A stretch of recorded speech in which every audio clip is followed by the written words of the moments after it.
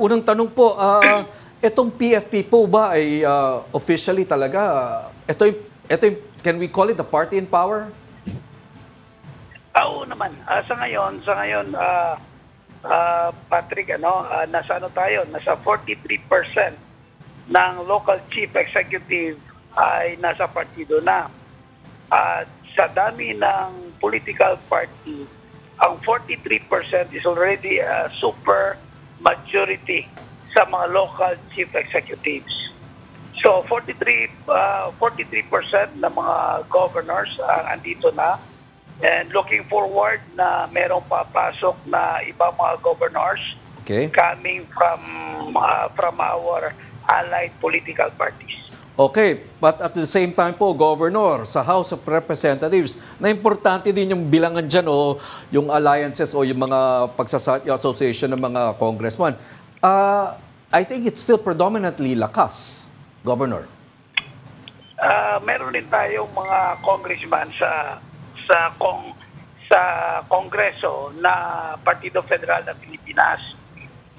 Although majority nga ang lakas na tinitingnan din natin na kasama rin natin ang nakaraang eleksyon.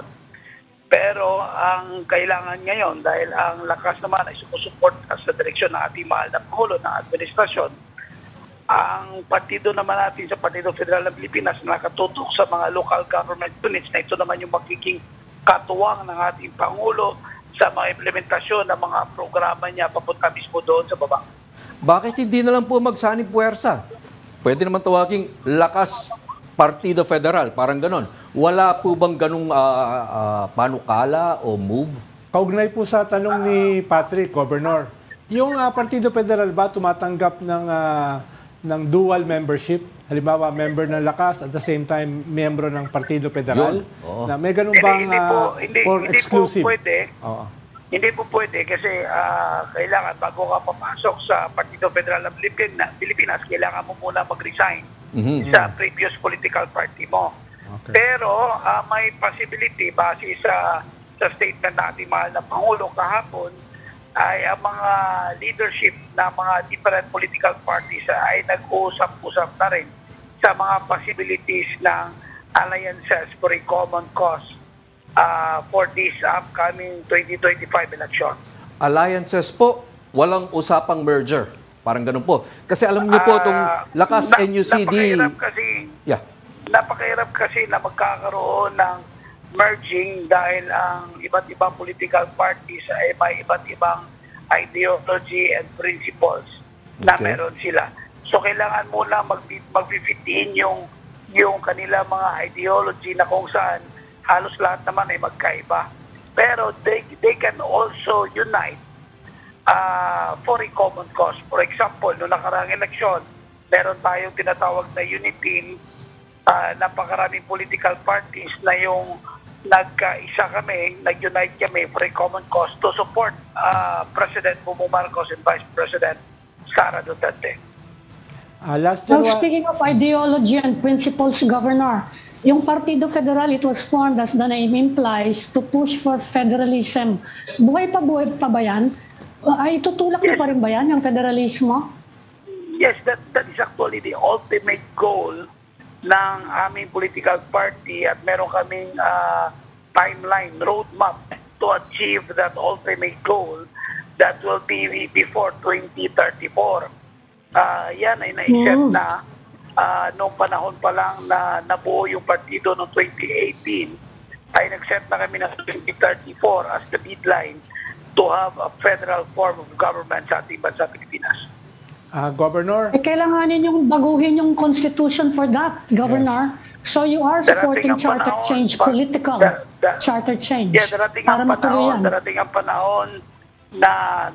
panahon kung talagang kinakailangan at lutong-luto na, talagang kakailanganin na talaga ng taong bayan para mabago ang buhay ng ating susunod na henerasyon. Darating talaga ang panahon na magkakaroon tayo ng federal form of government. Naniniwala ang Partido Federal ng Pilipinas na ito yung susi para talaga bago ang buhay ng bawat mamamayan Pilipino dahil mag-decentralize na natin ang gobyerno. Meron tayo na sa ngayon is highly centralized pa. Kaya't lang kailangan pa talaga ng mabigat na trabaho dahil alam nyo naman na marami maapektuhan pag madaliin natin ito. Dahan-dahan pero nasisiguro kami na maaabot namin at makakamta natin yung inaasam-asam at pinapangarap namin na magkakaroon talaga ng federal form of government.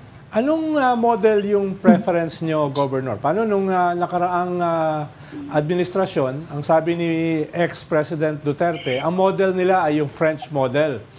French model daw para federal system. Kayo, anong mas pagkiling nyo na modelo para dito sa federal system? Sa ngayon kasapi rin tayo ng United Movement for Federalism. Meron different models na sinasabit at pinag-aaralan. Ang pinaka-importante lang sa ngayon ang kailangan na namin ay may decentralized gobyerno na meron tayo. So whatever model na meron at fitted at the right time sa panahon na yan na ipupush na talaga at kailangan rin ang consultations para dyan ay talagang yun dapat ang masusunod. So sa ngayon, nag-gather pa tayo ng pinakamagandang modelo. Every year, nababago sa kung ano yung nararapat na modelo meron tayo. Pero kailangan rin, ang sabi nga namin, kailangan mo dating sa presidente, kailangan pa rin buong Pilipinas pa rin ang boboto para sa Pangulo. Ang tinitingnan rin natin dyan ay dahil nga isa sa mga principles natin ay direct democracy at dapat tao ang direct ang pipili na maglilid talaga sa buong Pilipinas. Okay, Governor, nabanggit nyo na 43% ng mga local government executives ay miyembro ngayon ng Partido Federal. Siguro, before this administration, malamang hindi ganito po ang numero, no? Gusto ko lang po malaman, itong 43% na ito, sa partido ba galing dati yung mga bagong nanumpa? Ay, iba't iba, no? Marami naman nakapasok na sa Partido Federal ng Pilipinas na lalong gobernador. Pero ang pumasok ay nanggaling sa iba't ibang political party, ang iba local political party lamang. Yung iba naman ay nanggaling sa PDP Laban at iba't ibang political party.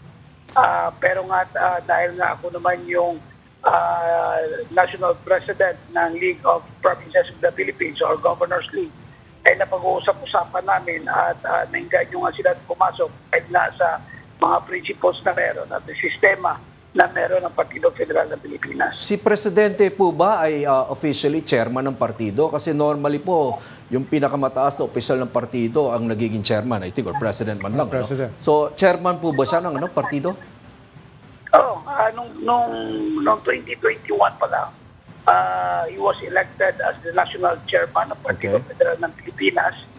At ako naman ang national president na kung saan ay ako ang in charge sa operations ng pagpapatakbo ng ating partido. Last January, Governor, you're talking about unity pero ang pagkakaintindi namin may mga membro kayong prominent na umalis na rin sa partido like Vic Rodriguez at meron siya mga kasama rin na umalis na. Kumusta yung mga originals sa federal, sa PFP? Actually, halos andyan pa naman kami. Kami pa naman yung mga nauna noong 2018.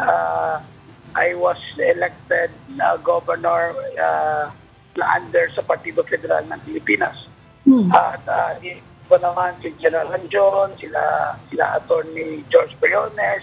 Andito pa yung mga regional chairman na simula pa noong 2018 hanggang ngayon, nandito pa naman. At may mga ilan lang na kagaya ni Atty. Victor Rodriguez na na-expelled sa party. At may mga iba naman na tumakbo na meron kaming isang party mate na tumakbong vice president noong nakarang eleksyon as independent. Kaya't lang na nuisance candidate, automatic na dismiss na rin yun na-expelled na rin sa partido. So, sa ngayon, yung naiwan dito ay patuloy na napapalakas at patuloy yung expansion na meron tayo hanggang doon mismo sa mga barangay level natin.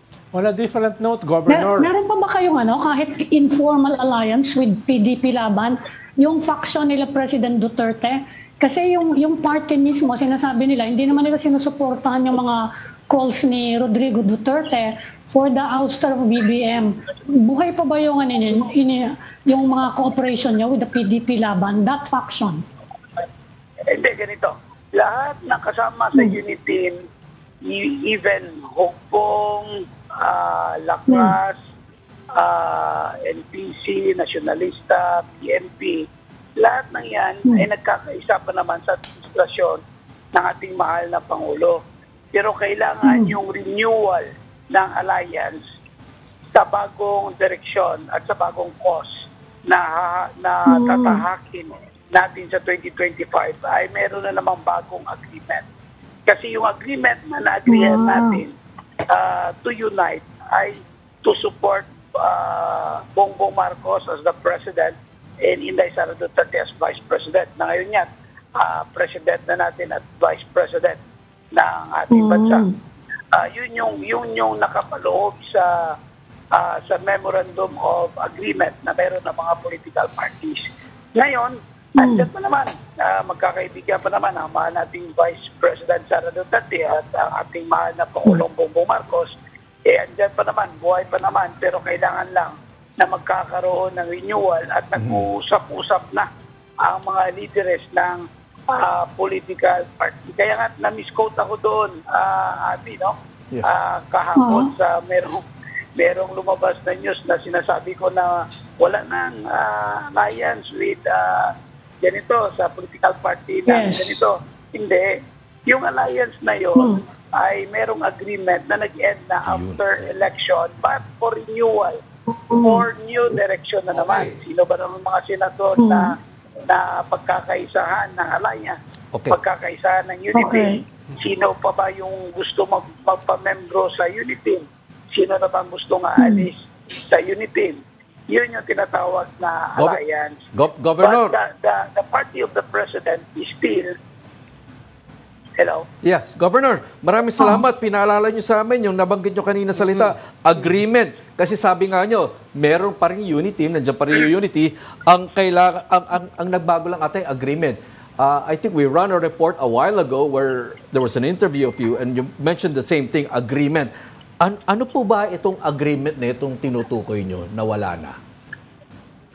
Actually, meron tayong alliance noong nakarang eleksyon. Yes. Meron tayong Memorandum of Understanding or Memorandum of Agreement na pinirmahan ng different political parties to unite for the presidency of President Bongbong Marcos and Vice President Sara Duterte and senators under doon sa mga political parties na pumirma ng unity agreement. Ngayon, dahil natapos ng eleksyon, may nanalo na, may tatakbo naman ulit ngayong mga senador para sa 2025 election. Okay. Magkakaroon ulit ng agreement. Okay, yun lang pala yun. Okay. Any question? Yun lang yun. Okay. Yan yung tinatawag na alliance na meron tayo. Kaya na-misquote tayo noon na hindi na natin kinakausap. Pero hindi. Maganda ang relasyon ng ating mahal na Pangulo at ng ating Vice President Sara Duterte at inaasama-sama rin natin na padating na panahon ay magkakaisa pa rin tayo sa laban natin sa 2025 election dahil alaman natin na ang direksyon ng ating mahal na Pangulo ay para talaga sa pagkakaisa para makamtan ng sabay-sabay yung inaasam-asam natin na progress of development ng ating bansa. Okay, Governor Reynaldo Tamayo, maraming salamat po sa inyong oras. That was Governor Reynaldo Tamayo of South Cotabato, President of Partido Federal ng Pilipinas.